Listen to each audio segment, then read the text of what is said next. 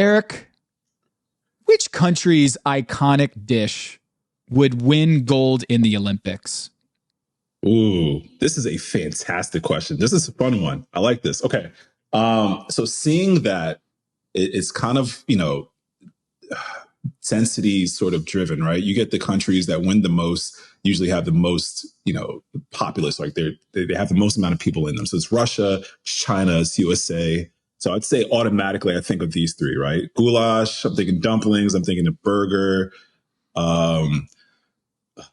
French. French, yeah, that's right. Steak frites. Steak frites.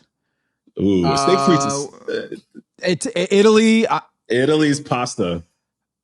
Okay, who are you going with? Who's winning gold in the Olympics? I think it's France. I think it's steak frites. You know what though? But that's what my objective mind is saying. But then my heart is going with Ghana. Give me some jollof. Give me some chofi.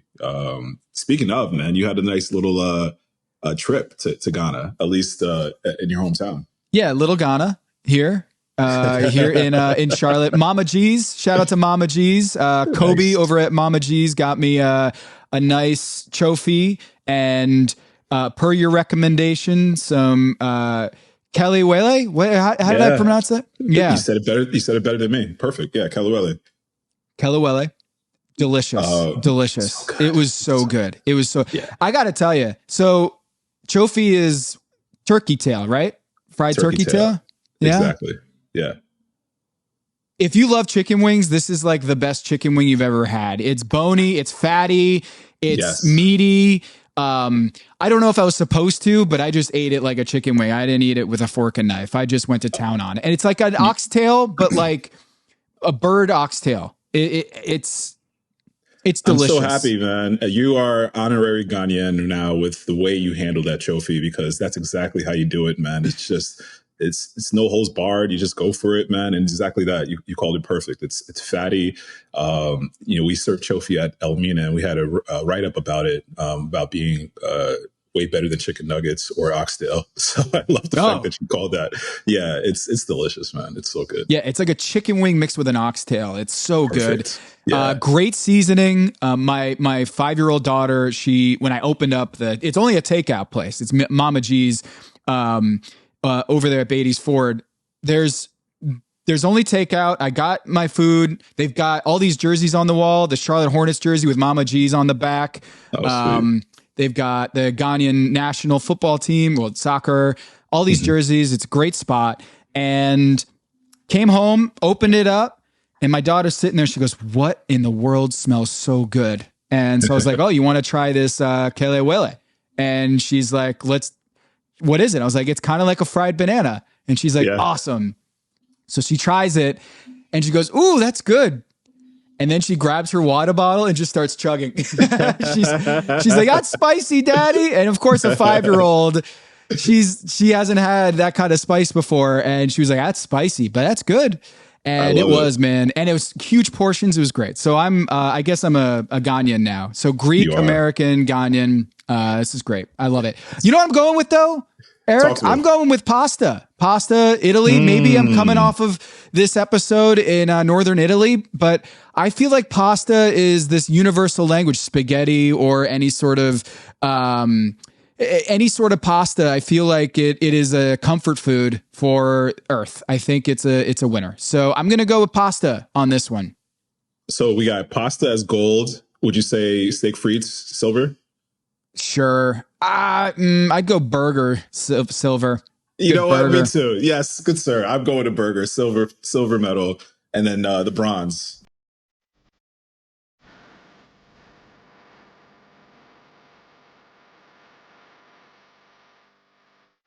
This is Pack Your Knives. I'm Tom Haberstroh. And I'm Eric Ejapong. Eric, I had to get that Ghanaian food because next week I am going to have the best Ghanaian food on the Eastern Seaboard. It is Elmina, our watch party, our season finale watch party at Pack Your Knives. It is sold out. So I apologize to those who are just finding out about this. Thank you to everyone who has bought tickets. It is a sold out event and we cannot wait to descend upon Elmina there in DC. Thank you for hosting us. No, man. Thank you for coming up with this idea again, man. A couple of weeks ago, sold out relatively fast, and I think we knew that. So Sold thank out in you and three shout days. outs It sold to. out in 3 days. That's not I relatively mean, fast. We less than a week. We sold out. 3 days. That's like a Beyonce concert, bro. That's quick, man. Like that's it. That's it out, man. So big shout out to everyone in local, coming near and far. And we're gonna have a great time, man. Watching the last finale with Shwai, with Tristan and Bailey, and it's for all the marbles, man. And it's really cool. I'm so happy to host, get some people into the restaurant. This is a cool opportunity for us to sort of, do something different at the restaurant that we haven't done. So we're prepared, we're ready, and man, I cannot wait. 2 out of 3 to win with Bailey and Tristan. Right now, you knocked one of my guys off in Cesar, but I had fun watching this. Man, it's just been last week's episode. We talked about it. I think we waxed poetically. It's one of the best episodes Top Chef has ever done. I put this one up there too, man. It was a great, great episode to see all these chefs making this. I love the format of the elimination challenge. I thought that was brilliant. Sports, baby. Sports are great. Why not? Why not, Yeah. man? Throw some sports in there, and I'm a sucker. Like I'm gonna sop that up. So I had fun watching. The food looked amazing. The judging, the Olympians, the former top chefs. It was all there. Yeah, Ali Ghazawi. Oh yeah, that's my guy. We'll get into the judges. We're also going to talk risotto with our Substack data scientist extraordinaire Carly Levitz is going to join us in a little bit to talk about whether the risotto curse of Top Chef is real or if it's a myth. She's going to run through the history of risotto on the show because we do have risotto in this episode. Right. But first, we're in Milan. I've never been there. Looks beautiful. Yeah. It is the second most populous city in Italy and one of the most populous cities in Europe.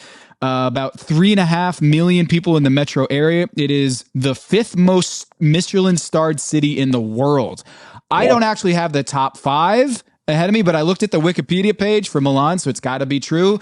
If there is 4 cities that would have more Michelin stars than Milan, I'm guessing Paris, yes, New York,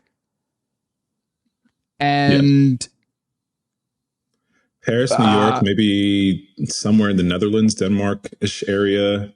You know what? Brazil. Paris? Yeah, Paris for sure. Did I say Paris? I might have said that already. Yeah. Paris is there. London? No. Nah, I wouldn't say. Maze, do you have a list? Maze, you gotta grab the list here for us because I did a poor job of preparing. Copenhagen. Yeah, Copenhagen. That's a great call. My buddies just went to Copenhagen and they sent me a picture of a Charlotte brewery that was serving beer in Copenhagen. So shout out to Resident Culture. Yeah, I love that. It's great. Because what I feel like Charlotte or Copenhagen's always been considered the Charlotte of Europe. Put that on the city tagline is either the Copenhagen of the United States or the Charlotte of Europe. How about that? Do you like that? Versace, Armani, Prada, Valentino, Dolce & Gabbana. Do you have any of those in your wardrobe, Eric? Maybe when I hit restaurant 3 and 4. Not now, man. I'm still going to Kohl's. I'm gonna go get some bootleg Dolce & Gabbana at Max, TJ Maxx, or that's what or we Marshalls. Should have done, man. And you know what? Shout out to the wardrobe as well, because I feel like we're going to Milan. This is one of the fashion capitals in the world. And Shwai and Tristan just looking chic as hell. Did you see the threads that they had on, man? Shwai was looking fresh, sweeping the legs, ready for that. Tristan looked very adorned in his sort of afro, garb. And man, Bailey was looking great as well. Everyone just looked refreshed. Obviously, Tristan going through a little bit of some life, and having to bury his father, getting back into it. But this was, I remember going to the finale in Macau, for me, was the biggest reset, man. You go home for 2 weeks and you get to see your family. You get to go to the restaurant. You get to sort of look at your phone and get current events, and really just become a member of society before you have to sort of get quarantined and submit yourself to this insane challenge of Top Chef all over again. But those 2 weeks are just like a breath of fresh air. And you definitely saw it. I think Schwei mentioned, using that time to get back into the restaurant. So he probably wasn't as rested as he could have been, but he stayed in mode, which I think is a great, sort of direction to do and go into. Cesar looked refreshed, man. He looked like he was ready to go. So did Bailey, and then again with Tristan as well. So yeah, those 2 weeks, man, right after leaving Canada, going home to their various, places back in the States, and flying out to Milan. Pretty cool. And they go to the Milan Cathedral right there. That is the largest church in the Italian Republic. St. Peter's Basilica is the largest one kind of in the borders of Italy, but that's Vatican City, its own kind of sovereign state, I guess you want to call it. And so this is a beautiful, enormous cathedral that they got to be right there in the plaza, which was an amazing backdrop. And Delta One flies them out. They get the Delta One Lounge ad. Delta flies them out, and they get the little ad there to begin the show. Tristan, Bailey, Cesar, and Schwei are out there, and they learn their quick fire is going to be the last one, obviously. Rice and polenta, capital of the world. So we're going to do some risotto, 35 minutes to cook your risotto. And what was interesting, you get $15,000, but they kind of stagger it. So Eric, it's every 5 minutes, someone gets to serve their risotto. And first it's Cesar, then Tristan, Bailey, and Schwei. Now, I got to say, in your 2 weeks that you're off, aren't you obviously going to cook some risotto, right? You're going to study up and figure out, once we do risotto in Milan, Northern Italian food, we're going to have to prepare some risotto, right? So 100%. 100%. You're thinking there's polenta, there's risotto, as you mentioned. There's all the Italian sort of, golden hits, right? Those greatest hits of Italian food, so to speak. You got to be able to sort of have your rendition of it. So this should not have come as a surprise to the chefs. But two of them don't do a risotto dish. What? Or they don't use rice. Wild, Eric. This is the finale. You've waited 2 weeks to go to Milan, and everyone is telling you, hey, make sure you study up, make sure you get in the lab and work on all your Italian dishes. And they go in to cook for Tom Colicchio with no rice and risotto. Whoa. And of course Cesar does it, but right. Even Schwei, I'm like, yo, bro, what are you doing? It's right there. It's the dish is in the name, ladies and gentlemen, or in this case, gentlemen. Schwei and Cesar going totally avant-garde with this. And I get it to be cheeky. This is not quick fire episode 2 or 3. This is the finale's quick fire, man. You got to follow the directions of the challenge to the letter of the law and make a damn rice dish. It shouldn't be hard, man. You could have definitely incorporated some of those beautiful, ingredients, with Cesar using the celery root, with Schwei going with the squash risotto and the chanterelles. I mean, that sounds delicious in a classic risotto, right? Why not just add those elements into it? Why do you have to zig when it's an obvious zag that they want you to just stay in? That sort of troubled me. It bothered me a little bit. I gotta be honest. Yeah. Cesar was the first one up. Celery root with chicken jus and truffle. Lots of questions at the judges table. They're asking him what, why? And he's just explaining, just want to do something different. That's how kind of outside the box thinking that I am, which true to himself, very outside the box. But I also think this was kind of foreshadowing later in the episode. We'll get into that. Cesar just kind of doing too much, or kind of just a little too outside the box sometimes. And Tristan comes in second on the little conveyor belt of chefs. So he comes in with his jollof rice with umami flavors, buttered greens. This by far would have been the thing that I ordered, not just because I am now a Ghanaian, officially Ghanaian, citizen. But this looked awesome. And how proud of you? How proud were you seeing this dish? Well, your passport and your state ID, your country ID is in the mail right now, man. But I was extremely proud. It's funny. I've done a jollof risotto as one of the first dishes, outside of college. So to see that, represented from another brilliant Afro-Caribbean chef, I was just like, man, just, remember that really old commercial of that, like the Native American, the indigenous man with a tear in his eye when someone threw the trash out? That's literally was me, man. It's like the single tear just kind of just flown from my eye when I saw that. I'm like, yes, sir, go for it. Yeah. And he did it, man. And it looked absolutely delicious. It looked coaxed. I love that was my favorite part, man. That using the word coaxed, because that's literally what risotto is. You want that sort of clinginess of the starch to the rice and still cooking the rice to a toothsome al dente. And it looked like he textbook just sort of hit it out the park, while adding in these beautiful West African flavors, which is hard to do, man. You want to, with risotto, it takes time, but then the jollof rice and that stew with the blended peppers and ginger and garlic and onions, man, it's like a marinara sauce. It really, the better it tastes, the longer it cooks, the better it tastes. And you really want to develop those beautiful flavors. And it looks like he was able to do that in a short amount of time and offer a really delicious dish. A little touch of pecorino at the end. I mean, why not? We're in Rome. You do the Romans do. I thought it was brilliant. Yeah, he said, I made black people risotto and won. So he did it. He did the thing. So the textures were right. They really enjoyed that one. So Bailey did the red wine risotto with the Parmigiano, hazelnut, and pear gremolata.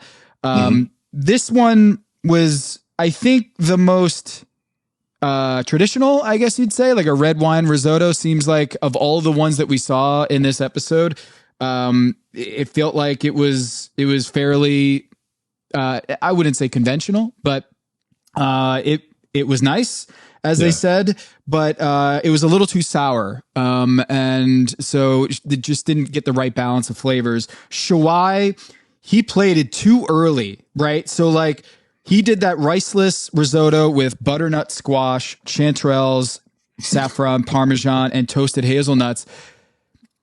Dude, I got a question for you. Can you just serve the risotto? Like, can you just like walk over there and be like, I've got 5 minutes left on the clock. Can I just like give this to you?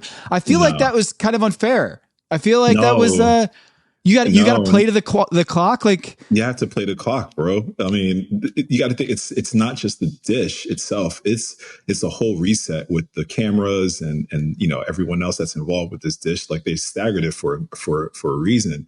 So you had that extra time, man. This is plenty of time for you to edit if there needs to be, taste your food, adjust seasonings at the last minute. But Shwai just looked very confident with the wrong dish. I thought that was hilarious. I also thought when you just said a riceless risotto, because it's the biggest oxymoron. A riceless risotto is what we got from 2 out of the 4 chefs in the finale, the quick fire. I'm pretty sure Tom looked like he was peeved. Big time. Big mad. Yeah, he was big mad. Big mad. He was. He held it. You know what, man, with Tom and I guess this elder statesman, if this was like Top Chef, maybe season, 14, 10, you know what I mean? One of those back in the day seasons, man, he probably would have blown up just a little bit more. But now that we've gotten like grandfather Tom, he's got a little bit more sort of calmness, a little bit more timeliness to his anger, right? And his temperament. But still, all in all, man, as the head judge of an illustrious show, he's like, bro, the dish is in the name. Cook the dish. I couldn't believe it. I could not believe that they went 2 weeks before Milan and decided to not do a rice dish for the risotto or rice-based risotto. I don't get it. But it's a quick fire. So I guess if you're going to do something risky, there's no cost in a quick fire, right? You just have the upside. Man. Yeah, there's $15,000. That's the cost. Like you want to win some money. Like you're not cooking just for like the S and G's, man. You're cooking for a little cash, a little bit of momentum heading into the elimination round. And as you said it, man, we can talk about it an hour later. Like it was definitely like a crestfallen moment for Cesar because it foreshadowed like this. We love Cesar for his sort of off the cuff, really avant-garde cooking. I feel like Cesar R&D's a new dish every single episode and has gotten him all the way to the finale. But this was not the time to really make that happen. Like you mentioned, 2 weeks, you have plenty of time, to gather ingredients, gather your thoughts, make a perfect sort of dish that represents you, represents where you're from. And he dropped the ball in multiple ways, man. I was really sad personally because he's off my team and we've given you a Shwai, but man, Cesar. I wanted you to go out a little bit harder than that. What would you have done, risotto? I literally would have done the jollof. Easy. That's that. Like, again, the dish that I've done before. Man, I can go in my archives and pull that dish out in a couple of different photos, man. And is it just you have to really beat it to hell to just get the flavors, the starch out, and try to?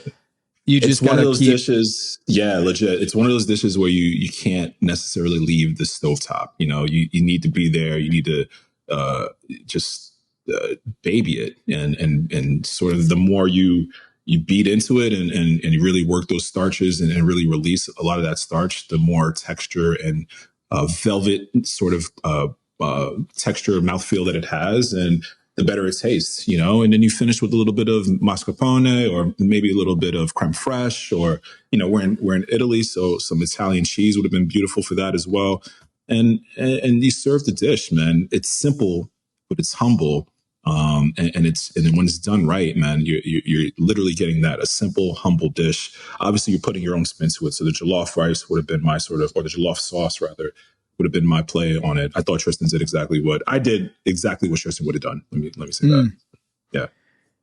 So he wins the 15K. He adds another quickfire win to his ledger. So in this season of Top Chef, he has 4 elimination challenge wins, and his second quickfire has only been in the bottom once, and it came, late in the season. So, when you put him against Shawai, he's got more elimination challenge wins, the same number of quickfires, and much fewer in the bottom. So very mistake for, he's thrown perfect game out here.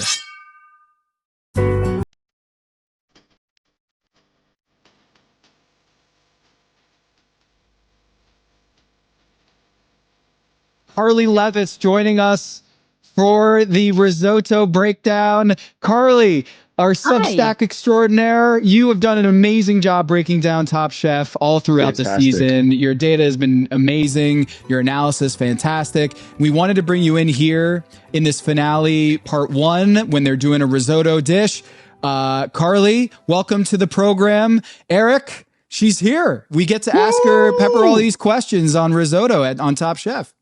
Carly, I absolutely love what's going on, Carly. Good to see you. You too. I absolutely love the work that you've been putting in, your analysis for each and every episode and everything that's been happening with Top Chef. It's just so fun to watch, and it really gives a lot of texture and context to the show. And I feel like I'm amongst 2 amazing statisticians right now, so I'm going to step aside and let Carly and Tom sort of nerd out a little bit. Carly, you've done your homework on the history of risotto on Top Chef, and we have another doozy in this one, which our lips are sealed. Okay. We won't reveal too much to you, but I want to hear historically, Carly, is the curse of risotto real, or do you think it's more of a myth? So, and hey, Kat. Hey, hello. Kat. It's real. It is. I don't have data on dishes for all of the seasons yet. I'm just making my way through. I probably have 7 complete seasons, like 1, 2, 3, 16, 20, 21, 22. But so I was looking at when the dishes were in the top versus the bottom. So, for example, something that's been sort of even, give or take, is dishes like crudo and aguachile and leche de tigre, like the raw fish preparations. There's been like 80 plus that I've looked at so far, and 39% of those ended up in the top of whatever challenge they were in, and 34 ended in the bottom. So, it leans a little positive, but it is a little bit of a wash, and, we can see how it looks when I have all of the seasons. Okay, so keep in mind, 39% positive, 34% negative. Okay, risotto, 16% were in the top. So if it's good, it's good. Right. 60% were in the bottom. Oh, man. So there were 25 dishes that I looked at. So 4 times as many in the bottom than there in the top. yes. So the curse is real. You got to, I mean, with whatever's coming in the episode, there's going to guarantee someone wins a challenge on a risotto, right? Mm-hmm. But I was pretty shocked. That was the first one I did. And I was like, well, I don't know. It's real. And then I wanted to look into the curse of the duo and the trio. Mm-hmm. Right. And the 3 ways and the 2 ways. So I had about 40 of those, and it's a little bit better, but that curse is still definitely a thing where 44% of those dishes end up at the bottom. Okay. But still, the risotto 60. is 60% of risotto dishes are in the bottom. And how many were eliminated? Do you have that? How many people have gone home with risotto? 28%. So, a couple. Yeah. Of the 25. Yeah. Yeah. Yeah. So well, those numbers technically get boosted, right? With the last episode, because we know we have 4 chefs cooking risotto. One is going to win. So we have a 75% chance of a loser, essentially, or 3 chefs not winning with the risotto. So those numbers sort of get a little bit of a boost, so to speak. If it's in a quick fire, there's no eliminated chef. Carly, how did you handle that? If you did a risotto in a quick fire, right? There's a bottom and a top, but there's not going to be an eliminated chef in a quick fire. Right. I didn't yet look at that. That's a really great nuance. But so that's why I was looking at the top and the bottom, because that would cover both quick fire and elimination. I mean, doing a risotto. So I will say one of the ones I was trying to last minute data collection this morning. I was watching. It was season 8. Season 10, someone made a risotto foam. So that's included in this. So there's still a lot of nuances in the data where it needs to be teased out. And I think looking more closely at quickfire versus elimination, and then perhaps removing ones like risotto foam will change things slightly, but I mean, it's not going to change that the vast majority end up at the bottom. Yeah. Yeah. Eric, can you answer for us just why you think it's so hard to do risotto well on Top Chef? Timing. Number one, it's timing. It's the time that it takes. Risotto is a dish meant to be eaten immediately. When it stays on a plate a little bit longer than it needs to, then it solidifies, it seizes up, and you're not getting that velvety sort of custard-like texture. It's not coasting, right, as nicely as it should, because the heat is a huge factor into sort of the presentation of the dish. And a lot of the times when risotto is presented on Top Chef, people forget there's a transfer time, right? Getting one dish to the judges. There's cameras that need to rotate. There's one time where even on my season, we had to cook a dish on the bottom floor of this tall building. And then, the judges were all the way on the opposite or on the top of the floor. So we're in the elevator with our food as it's getting colder and colder by the second. And none of this is helping out, a dish that's supposed to be eaten hot immediately. So I'd say timing is the biggest issue. Second one, I would say, is just not getting the texture right. Risotto, it's such a subjective dish. One thing that you definitely objectively have to have is just rice cooked thoroughly, right? But some people like a little bit of an al dente. Some people like a little bit more of a softer texture.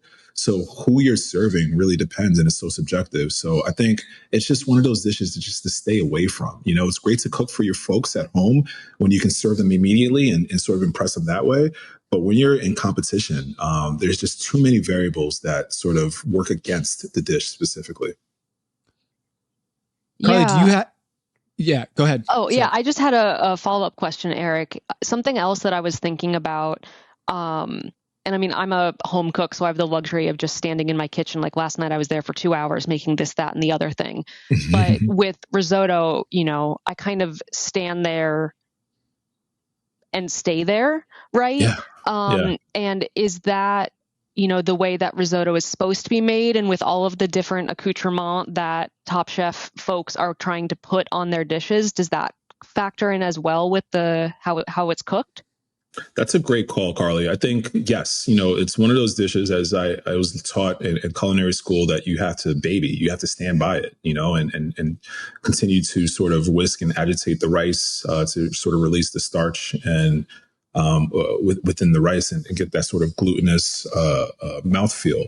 But then to your point, Carly, like this is Top Chef, you got to add some things, you got to add some flair. There has to be some accoutrements to it. And how often do you get to sort of like go shop and maybe work on another side project or, an element or a component to the dish while you have to literally be there stirring the entire time. You need two people, you gotta, it's a dish. If you're going to do on Top Chef successfully, if timing wasn't an issue, probably best suited for a team challenge, like one person can focus on, the pickling element or the vegetable or whatever it is that you want to sort of add that flair to, while the other chef is literally, toasting the rice, sauteing the onions or shallots, and then sort of slowly adding in your stock. And then, meticulously adding in that final touch of cheese or some sort of heavy creams to sort of give a little bit more, bolster that mouthfeel, so to speak. So it's one thing that either you have 3 arms, 4 arms, or you just don't do. I wouldn't suggest it. It's a kiss of death. This is literally why they staggered the challenge with this one specifically. And Carly, I know you haven't seen the episode yet, but I think without sort of spoiling anything, they had to stagger the challenge to give chefs essentially a 5-minute grace period to cook and then serve immediately. So everyone is not serving risotto right away. Exactly. Everyone's not serving risotto at the same time, because if you eat out of the 4 dishes, dish number 1, risotto number 1, and then immediately go to risotto number 4 after having, 2 more dishes in between, risotto 4 is going to be cold and not the way that the chef intended. That's a big deal. Yeah. I mean, I've always been really impressed with how thoughtful production seems to be in those sorts of things. I've been following a few of the production team on Instagram, and I remember in Restaurant Wars, I think it was T who showed all the different staggering of how it was going to be done, and it just looked so complicated. And I'm like, that is amazing project management meets chef knowledge. Totally. Yeah. It's Tetris on their part. They've got to make sure that everyone has, the best opportunity to cook their best food. And I mean, also got to give it really is Tetris. You're thinking about the judges and sort of how much they're eating at once. You're thinking about the chefs and what they're cooking immediately. Again, there's camera repositioning. There's audio team that needs to change batteries. There's a whole bunch of other things that are happening behind the scenes that focus on obviously allowing these chefs to cook the best food with timing in regard, and with, ingredients and temperature in regard. Cooking making an ice cream on Top Chef back in the day was probably a lot harder than it is now, right? Because there was trial and error. They probably didn't know what they didn't know, seasons 1, 2, and 3 versus, season 22, where they've sort of done all of this and they've seen all these dishes sort of come to pass, and they know how to handle it. You're right. Carly, any other risotto related notes that you have to share with us? I don't. I think I'm going to go back and look at, how folks do with risotto on team challenge versus an individual challenge. And then looking at, to your point, Eric, about having all those extra hands. And then I'll look at quick fire versus elimination. So I think I'll probably be doing a little companion piece to go with the podcast this week. I love that. I have a homework assignment for next week. I would love your research brain to figure out, do hot chefs fare better than cold chefs? Is momentum real going into the finale? So the last week, would you rather be super hot going into the finals, or does momentum matter? Is it your overall score in the Carly Levitz scoring system? is the most correlated to winning Top Chef your total season long score? Is it the last 5 episodes? Does any of that matter? Is it purely strike while it's hot? Like just perform when the lights are brightest. Doesn't matter if you've been on a hot streak. Doesn't matter what you've done in weeks 1 through 6. So I'd be curious, Carly, do you have any hypotheses based on your studying of Top Chef and your scholarly work so far, whether you think the overall score is more predictive or maybe your recent performances? I think recent. The thing that pops to mind is first episode. I was thinking Cesar and Vinny were going to go really, really far. And they did, but I'm not. So Vinny is not in the top 4. I don't know how far Cesar gets from Final 4, but he does feel sort of hit or miss. Like when he creates these flavor combinations, it's like amazing, but then sometimes it's really weird. So yeah, I guess Vinny comes to mind. So if you're good in the first 2 episodes, maybe it doesn't matter as much. And so it's funny you bring this up, Tom. I was actually looking into this over the past couple of weeks, trying to find what that inflection point is. Oh, yeah. Where it becomes more predictive. So stay tuned. Awesome. I love this. Eric, any last thoughts while we have Carly here? Before we let her go? Just praise, Carly. Your work is fantastic. I can't even imagine how much hours that you've logged in of just watching Top Chef and pausing and detailing and writing and all of that sort of qualitative and quantitative data that you have for us. So it definitely boosts the integrity of the podcast, and it's just fun to watch and putting it all together. So cheers to you. It's good to see you. Thank you so much, Eric. It's really wonderful to meet you, and yeah, if I ever get back over to the East Coast, I know where I'm going first. Yes, right. Absolutely. Love it. Carly Levitz, thanks for joining us. And I can't wait for your thoughts on this week's episode. So this is going to be great. Carly, thanks so much. Yeah, thank you. Carly. Bye, y'all. Take care.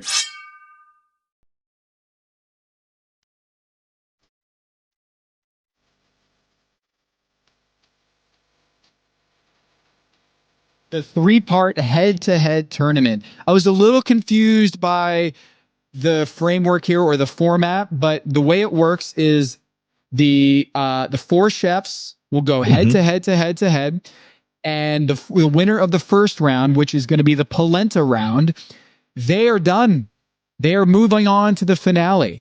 And so whoever wins that round gets the most votes by the judging panel. That it features Olympians and Paralympians. We've got Alana Myers-Taylor, who is paired up with Tristan. Red Gerard, who is a snowboarder, paired up with Bailey. And by the way, Alana Myers-Taylor, she's a bobsledder. Declan Farmer is a sled hockey Paralympian. He gets paired up with Shuai, and Oksana Masters. Talk about her strategies in the shop. She's paired up with Cesar. She is a 19-time medalist, and get this, biathlon, cross-country skiing, cycling, and rowing. Yo. That's impressive AF. Like, you're 19, so you clearly had to clean sweep 2 of the 2 seasons at least, 2 tours. None of those are the same event. It's cycling, skiing, and rowing. All very different sports. And are triathletes, are these the most athletic people in the world? The Paralympians, you're saying? Paralympians, sorry. Yes. Yeah, I mean, think about meddling in those different sports. It's not even like a decathlon where she's okay at a bunch of different things. Exactly. She was meddling in those individual events, which is impressive. Biathlon is the shooting one, right? Skiing and shooting. Is that? Do I have that right? Yes, I believe so. Maze, please confirm. Maze has also listed the top 5 most medaled Michelin-starred cities in the world. He's got Kyoto, Antwerp, Osaka, and Lyon. Lisbon, per capita. Per capita is interesting. Okay. All right. Charlotte's not on there? Okay. All right. Otherwise, it's mostly Asia. So he's saying pure volume, it's Asian countries is going to be the winner there. So I'm guessing Milan is not per capita. I'm sure that one is just, biathlon. Yeah, he tells me biathlon is correct. This is great podcasting here. Okay, what did you think about this pairing up with the athletes, and they are going to judge the first two? They're going to be judges on the first two cooks. Round 1 is polenta, round 2 is beets, and round 3 is gorgonzola. The winner of the first round, the polenta round, gets to just like chill. They're already moving on. The winner of the second round gets to chill, doesn't have to do the third round. And then it's a head-to-head, one-on-one. Whoever did not win the first 2 rounds has to go and play for the finale next week. So the way to integrate the athletes was interesting. They're like kind of shopping buddies. They're paired up and they get coaching, like inspiration, and they get another shopping buddy. They also are part of the judges panel. I found this to be interesting. Eric, did you notice that on the first judges panel, each one of the pairings voted for their pair?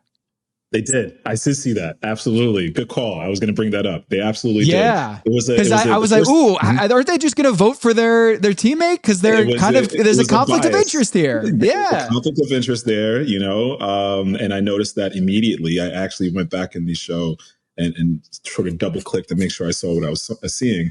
So it is what it is, I guess. You kind of expect that. I'm sure that the producers expected that as well. But this sort of format of the 3 rounds reminded me very similarly to my, finale. And it was sort of in reverse, though. Like the first round, whoever had the least successful dish went home immediately, which was me. And then, it left KVC, Kelsey Bernard Clark, and then Sarah Bradley to duke it out for the 2 finale spots. So I liked it. I really did. I enjoyed it. I thought the pairing of the Olympian Paralympians as well was a really fun twist. It's cool when you have someone as dedicated to their craft, sort of game recognizing game, so to speak, when someone really seeing themselves in you in a different format. Very often, chefs, we like to go and go to a concert, go to a museum, go to, some other a form or medium of art to sort of get inspiration. And I think that's exactly what happened here. We heard a very great line, pressure is a privilege, and Tristan sort of took that and ran home with it. And it's absolutely true. When you have this sort of like weight on you, so to speak, as an athlete would, or as a chef competing in Top Chef for the finale, there's a little bit of, I got to get this right. I got to do this. I got to do it well. But some people will use it and sort of buckle, and then other people will use it as fuel. And I love the fact that you can have, these amazing athletes at the top of their game sort of give a little bit of push and inspiration at the very end of a cook. You can't imagine all 3 chefs are probably exhausted, even with the 2 weeks in between. You're getting back in the swing of things and you're really tired. It's been a long season. So any sort of additive push, verbal sort of positive reinforcement is going to be really good. And I love the fact that they had those, athletes to help them out with it. It was great. And Bailey on brand just told her partner, I just want emotional support. Can you be just my hype man? Bailey. You know what? I've had so much fun watching Bailey cook this season. She wears her heart on her sleeve.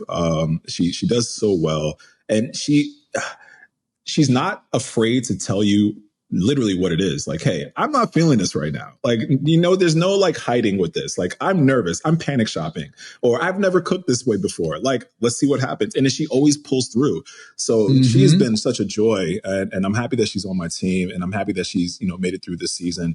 Probably the most like the biggest gauntlet of making it to the finale through Last Chance Kitchen, and then to the finale of the, of Top Chef. It's an incredible journey for her. And I'm really glad that she's able to sort of, we have a little bit more screen time with Bailey. Mm-hmm. She wants someone to Titanic her.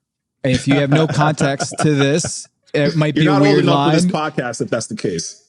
She wanted on the rooftop in Milan at the Radisson Blu Hotel. She had a couple glasses of wine, it seemed, and she just said, I want someone to Titanic me. And that, I don't think anyone stepped up. I feel like they bailed. They were like, you know what? Shuai, Cesar, and Tristan were like, you know what? You do you. And she just got up on the side of that. That's when Jack says, I'm king of the world. And you know what, Bailey? I don't think she said I'm king or I'm queen of the world. She didn't. I don't think anyone did it with her. And I felt bad because she was in her moment. She was vibing. She was ready to go. Yeah. And they bailed on Bailey. What do you remember from the night before your finale cook? Do you remember everyone was going to sleep early and they were trying to rest up? Were they up all night because of just antsy? Were you in your notebook nonstop, just workshopping? Do you remember where your vibes were the night before the finale? We all were. This was probably the first time we had open notes. So we shared the same floor, Kelsey, Sarah, and myself. And we all sort of got, I think we were in we all sort of got together in my living room and we ordered literally everything off the menu for room service. I remember that. Like we racked up the bill. Champagne, caviar, the whole charcuterie board, everything that they had. They brought it up and the first time that we shared notes because it's the finale. It's kind of like, the last round of poker, like you don't have to have a poker face. Like this is what I'm cooking and, we're not changing anything. This is it. This is the last cook. So we sort of talked to each other about our dishes. And yeah, we stayed up all night just talking food and reminiscing about an amazing season, talking family, talking about like, are you staying in Macau? Are you going to China? Are you going to mainland? So we had a lot of, camaraderie talk. And yeah, it was a great night. I remember that very vividly.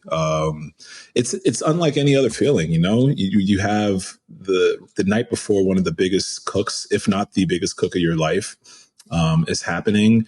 And, all eyes are on you and you got to go for it. So you're sort of going through your dishes.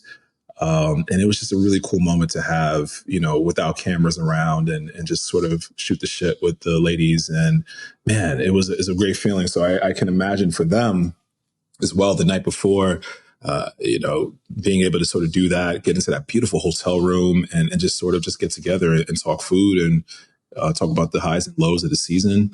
If you're Tristan, mostly highs. And yeah. Yeah. Do you remember if it was an early morning the next day or was it an afternoon night cook? It was an afternoon where it was probably about like, I think we left probably around 10:30, 11 for an afternoon cook. And we wrapped up, I'm not sure when they wrapped up specifically, but no. Yeah, we wrapped up because they announced the winner. Everyone came out and it was maybe like 7 p.m. or so, and then we all just got wasted. All of us, Nene, Brian, all of us, David was there. We all just got together and celebrated Kelsey, champagne in hand, walking through the aisles of the MS. What was the hotel? We were just going through, honestly, Macau, just walking through every spot, letting it be known that we just finished an incredible season of Top Chef. And then we parted ways soon after, man. It was a crazy 48 hours. I definitely remember that. In your LA All-Stars season, when you were eliminated, they had this little confessional about you going to Last Chance Kitchen. Do you remember what pressure line you said? Like pressure... you're excited to go to Last Chance Kitchen. I was just watching this because I was for my notes. You said pressure makes diamonds. I'm ready to go to Last Chance Kitchen. So it feels like, you and Alana, who said pressure is a privilege, similar thing is you want that pressure. That's a good sign that you're facing all this pressure. Said pressure makes diamonds. Pressure is a privilege. And they go into this polenta round. I love seeing the judges. So we got not just Ali Ghazawi, who was on the last All-Star season, World All-Stars, the the North African Middle East champion and top chef, and also the finalist from the World All Stars. He was a great to see him. He was on the board along with the guy Andrea Aprea, who is a 2 Michelin star chef from Italy. So he is also on the board. And then you also have the 4 Paralympians and Olympians out there on that kind of thing. And I remembered as soon as they were doing this, like the Piazza, wherever the plaza that they were at, it looked hot, which meant that Cesar, buddy, my man, doing ice cream as an appetizer when it's 1,000 degrees outside in the summer of Milan, I kind of feel like that was a poor choice for him to do, even though it was inventive, as Cesar tends to do. Yeah. You have the opportunity to make a one and done. Like, I am done with this dish if I nail it. And he did an ice cream for that. What are your thoughts on Cesar doing an ice cream dish there? You know what? I'm going to answer this question with the response that Bailey said towards the end of the last round, where she said, if I'm going to go home, I'd rather go home for a dish that like I love. And I think this is just in regards to Cesar, he's going home with the style of cooking and sort of approach that he loves. He's off the cuff. He's avant-garde, man. Some dishes, and Tom mentioned this before, like some dishes are just insanely good.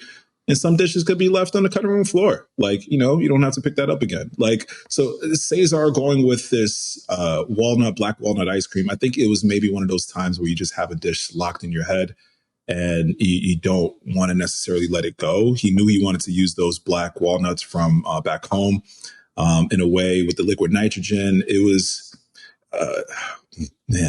honestly, man, I personally thought, looking at the screen, looking at the description, that he wouldn't be, that was like a dish that might win. Because I thought it looked delicious. It looked good.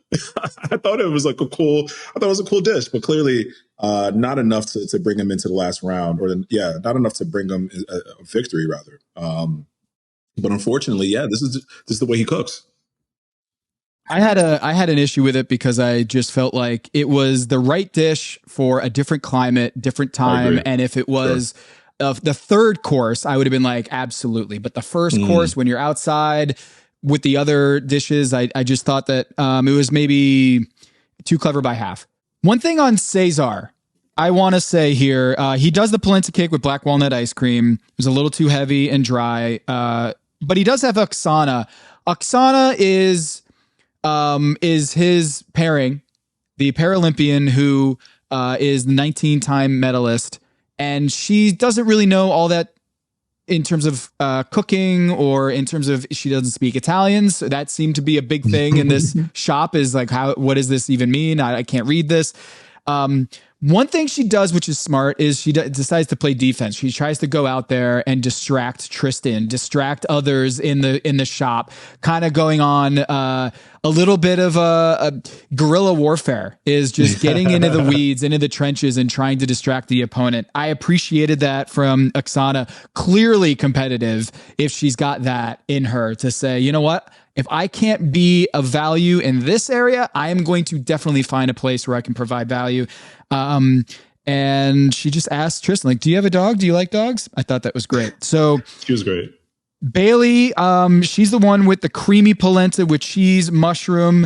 And again, seemed like it was more of the traditional side, but this is what the chefs, they want their best polenta dish. And she gets 2 votes for hers. Andrea really liked it. Cesar gets 1 vote, and Tristan gets one vote for his cuckoo, his cornmeal porridge with sauce, very spicy Haitian sauce that he did.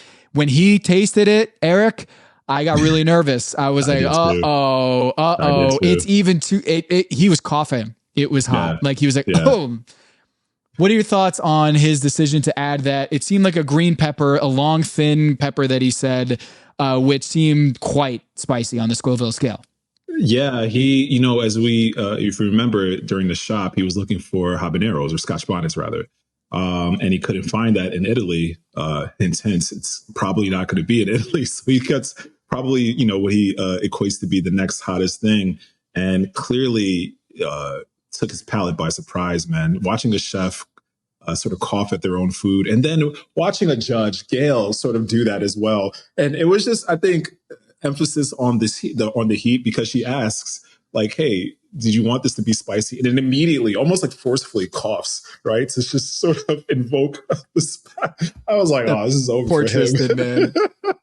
I was like, this guy's not making it through. You got to just focus on the next round. But man, I got to do that post on Pack Your Knives. I got to do on the Substack. I got to do 5 worst things to hear on judges' table.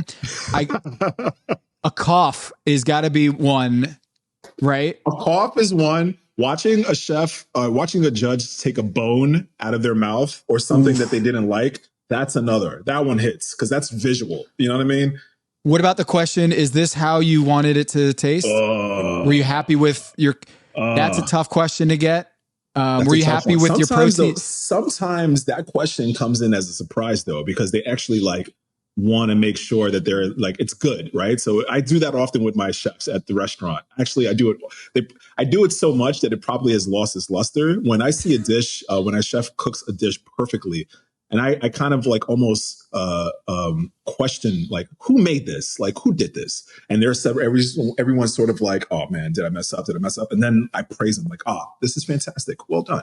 So like, it kind of goes both ways, right? You want to make sure that you keep them on their toes. But yeah, that can go both ways. Did you mean to bank this in, or was that did you just miss the shot and it happened to go off the backboard? Exactly. You know? Oh, right. Exactly. Because I do think another one. Have you cooked this before? Ooh, I don't want to hear that. Don't want to hear that. Have you ever cooked this dish before? It's not if the response is, the immediate response is, I don't know if they've actually cooked this before. That's not a good one to hear on judges' table. I feel like that's a bad one. Yeah. So Tristan getting the cough, the very audible cough from Gail, that immediately told me that he needs to cook and get his mind ready for the second round. Bailey did something here to Tristan that I think we have to talk about. Is she had all the grill to herself, and Tristan was like, yo, can I get some of that grill space? And she's like, oh, I thought you were done. And then you see Tristan trying to like get his mackerel toasted and getting his pork belly grilled, but then he has to deep fry his pork belly just to get it cooked and get some sort of cook on his pork belly. Shouts to Bailey.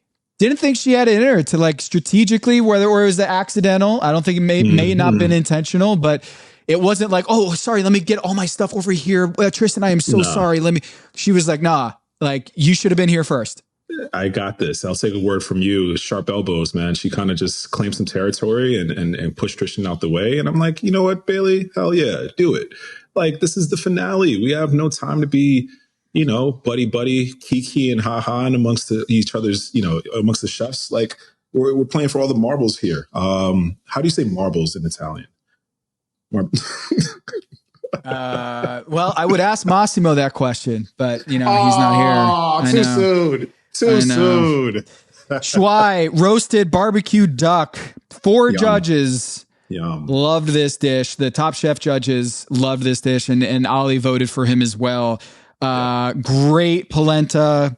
The duck on top was fantastic. Schwei wins this episode. He also doesn't have to do anything. He's just off to the side. He's chilling. Oh, nice. And that seemed more painful than actually competing. Eric, do you get PTSD if you're on the other side of the table and you're just watching them? Like are you good? That's the best position to be in. He probably was just fudging it. He was just hamming it up. Oh man, I'm sweating bullets. This is so much tougher than it is. No, it's not, Schwei. Shut the heck up. You've won. Take your victory and sit down. What are you talking about? You don't have to cook 2 more rounds. The pressure of, thinking about the dish and all the random elements that could happen that can go wrong, like, they're out of your hands. You did the best thing that you could have done by winning the first round. It's a, direct pass to the finale. Bro, like, what are you talking about? I didn't buy that whatsoever. No. Didn't buy it. You know what? You should just be happy you didn't have to do the gorgonzola pastry dish, that he only had 1 croissant to do a whole entire pastry dish. These guys lying. with Gorgonzola. He sat down when he got his name picked and he was walking towards his chair. I'm pretty sure he was smiling at it's literally thanking the heavens, thanking the gods, and sat down and then put on a face like, oh man, this is so tough. I wish I could have been there. No, you couldn't. No, you wouldn't. Stop it. Second round, beets. 30 minutes to cook your beet dish. Shout out to Macchiolina in Miami, my favorite beet dish, the beet-filled mezzaluna pasta dish that Mike Perillo does, Nina Compton's protege. Love the beet-filled mezzaluna. It's also, in Northern Italy, this is a dish that they inspired this round for the elimination challenge. Just want to give a quick shout out to Macchiolina, one of my favorite restaurants in the world. Love that place. And I still think about it. They do Bailey. Bailey does a grilled beets with brown butter, caper vinaigrette, and whipped ricotta. How did you cook this? Was asked at the judges' table. I think Kristen said it was a little too cheese forward, not polenta forward, or not beet forward. Sorry. And she got an offer. She went offer, didn't get a single vote for her on this round. Cesar did a beet tostada with chipotle mayo and salsa verde. He kind of knew it where he didn't get to dry the tortilla enough and was a little worried about how it would cook. It was a little on the greasy side, they said, and hoped that they would have gotten a little thicker beet. It felt a little thin. And he got 3 votes from Andrea. Oksana, his girl, his pairing, voted for him, as well as Red. Very confusing. Red did not have red hair. It was Declan who had red hair. And I was hoping that Declan would be paired up with Bailey, because then we would have gotten Team Red. And instead we got Declan, the farmer, the bilateral amputee, who I did not know what sled hockey was. I am familiar with it now. And I've watched some sled hockey this morning to kind of get up to speed on this, and it as if it wasn't hard enough to ski, this is like incredibly challenging, it looks like, and it was awesome to watch. So sled hockey, very, very exciting. Declan gets to see Shuai win in the first round, and he votes for Tristan on this one with his grilled beets and pickles and pork belly. Despite Bailey taking a lot of the real estate on that grill, Tristan just crushed this one out of the park. Got 6 votes. All the 4 judges, Elena and Declan, voted for him. Even though he had to deep fry his pork belly, it was a flawless dish, very well thought out and executed. A pork belly that you deep fry, Eric, is that a bad thing? Is that something that execution wise is not really that much of a speed bump when you're cooking that sort of dish? Beats by Tristan. No, it's not technically. I think he got a little bit of a cook from the grill, and I think he just transferred it over to the fryer. So he might have just done like a dual sort of cook method with that. I deep fry the pork belly at the restaurant. It lends to a beautiful exterior that's even, versus doing it in a pan. Everything is kind of cooking at the same rate, same time. You do run the risk of getting like an underdone sort of center of the pork belly, but you have to be very temperamental on how you cut it and how large the size is, which I think it was very bite-sized, as I remember and think about his dish, which looked absolutely stunning. The glazed beets, that beet puree, the pickles with the beets. Man, this guy is very good. Gregory Gourdet, extremely Gregory Gourdet for sure. And shout out to the little foreshadowing as well, as Gregory was going to be making an appearance in the finale, which is exciting. One of my favorite chefs of all time right now, of all time, period. Gregory's the man. And again, that beets, pickles, spicy. Still, doubling down on the spice. Pickles in itself is a Haitian sort of cabbage slaw condiment that has a good amount of spice to it. And, he went in with it, which I can imagine is earthy, acidic, a little bit of spice as well. So it obviously pairs well with the glazed beets. And that smoked beets. So just different elements and complexities to this dish that sound absolutely and looked absolutely delicious. You know what looked absolutely stunning too is the cartwheel. Did you catch the Tristan cartwheel? Oh my goodness. Yo. Who says big man can't move? That was his cartwheel, his core must be cartwheels are not easy, man. They're not. Like, they're not. And it looks like he's done a few cartwheels in his day. That didn't look like me out there. That was an Olympian athlete right there. He brought it.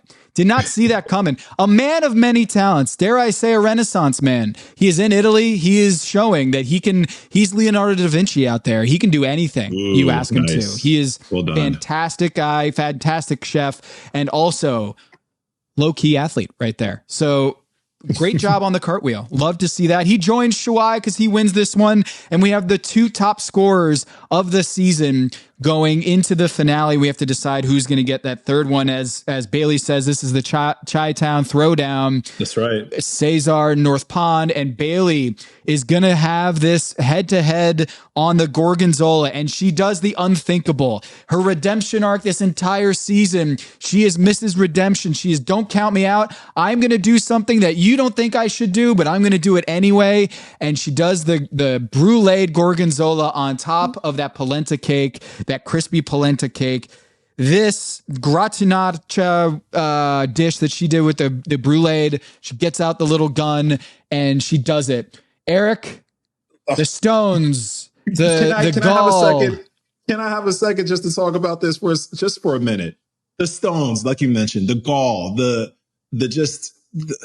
audacity in the most like pleasant, in the most endearing way that I can think of. Because I'm looking at this and I'm like, Bailey, this could be one of the most fatalist flaws in Top Chef history.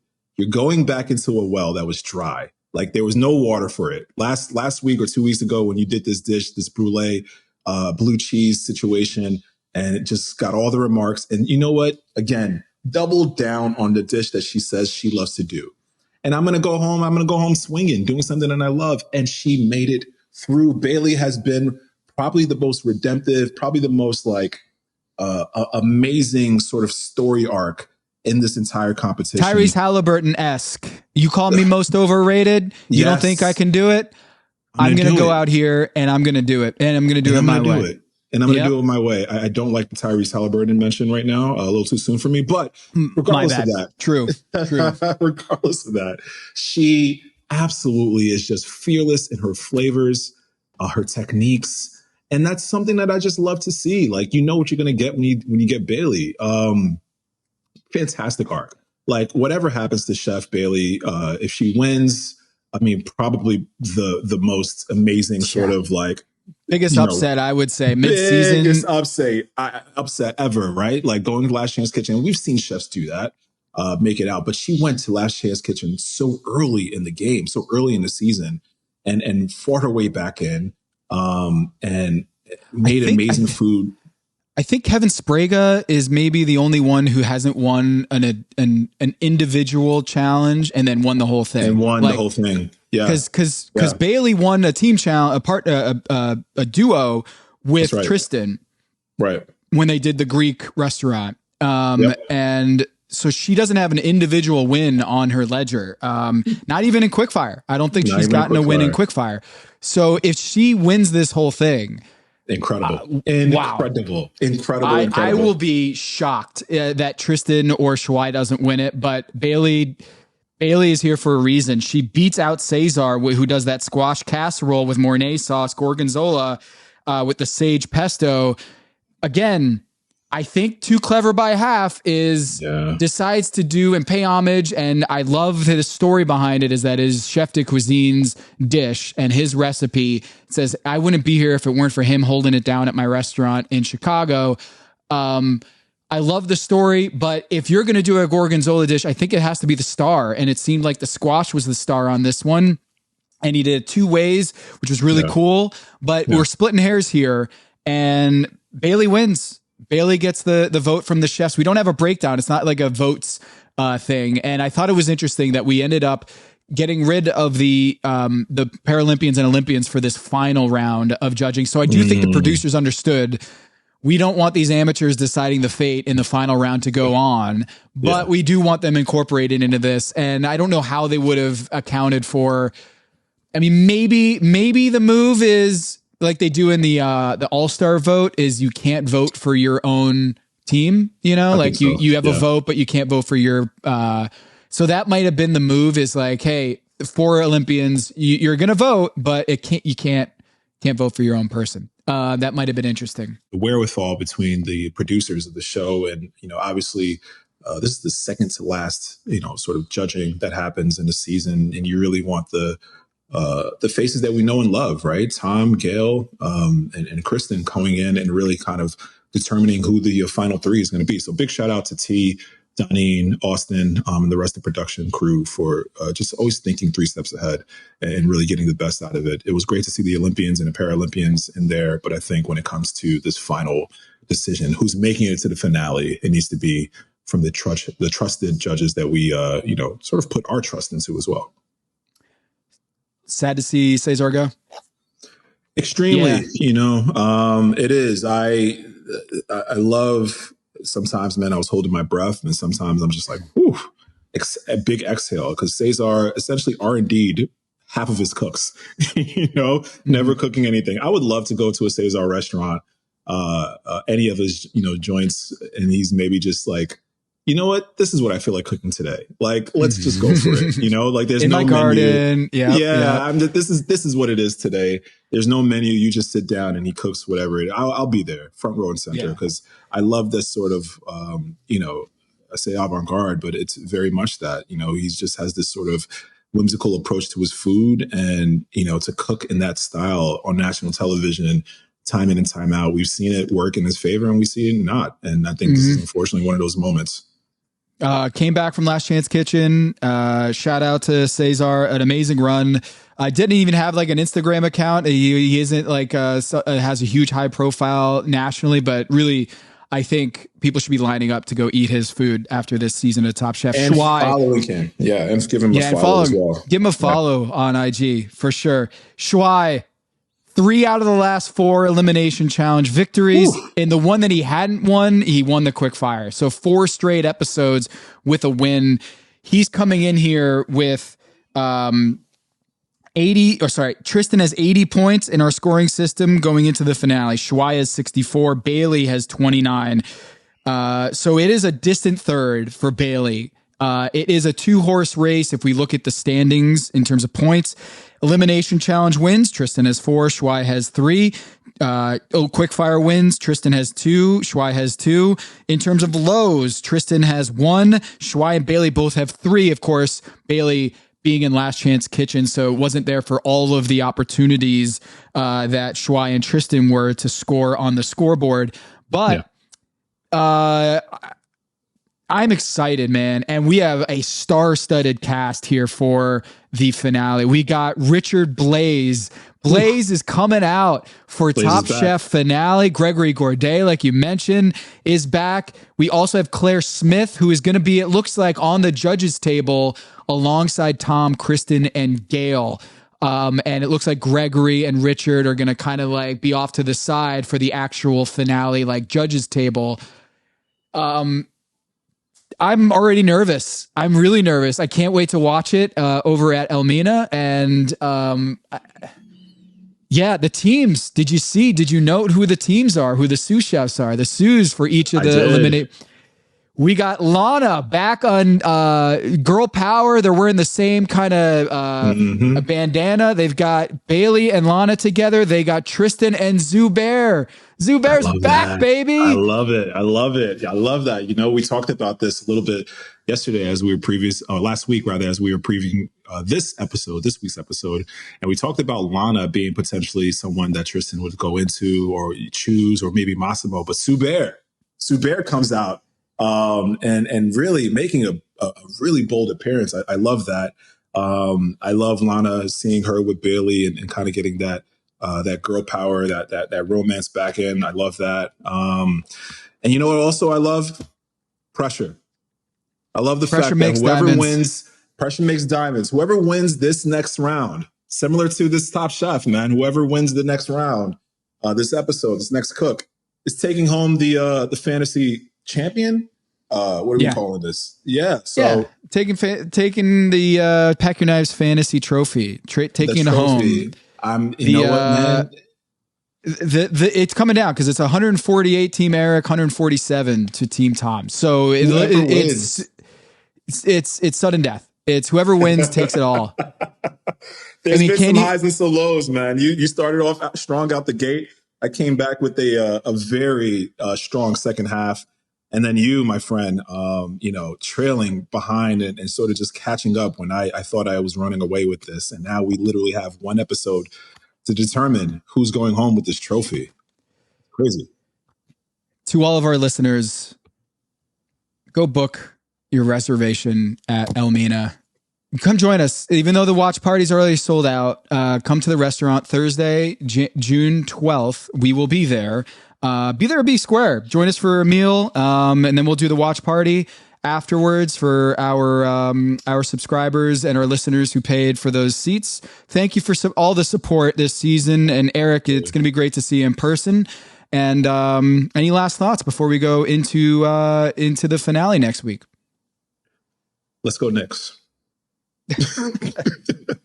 No, Tristan, man. You want Tristan to be your head coach. Tristan, after you saw that cartwheel, you're like, oh, this guy can move. I feel like he's going to be the new Knicks head coach. He's going to be the Knicks head coach. No, man, I'm excited, man, just as you are. It's going to be great to see you. Great to see everyone, all the subscribers on Substack. And it's going to be a good night, man. It's going to be a great night. So we're ready. Forgot to mention, Schwei is going to be with Paula. Paula, the Lexington, Kentucky chef, is coming out of her little hiatus along with Zubair. And Lana was only gone a couple of weeks ago, and she's back. So, Eric, I'm excited. We won't get an early look at this episode. We're going to watch it live. So I'm really excited for this. It's going to be awesome. It's going to be great. Thanks to all the listeners. Thanks to producer Maze. That was a tough episode. I was leaning on you for a lot there. So thank you, Maze, for your answers. I can't believe I didn't get King of the World. I'm King of the World. All right. This is Pack Your Knives. I'm Tom Haberstroh. That's Eric Ajapong. And we are out. Peace.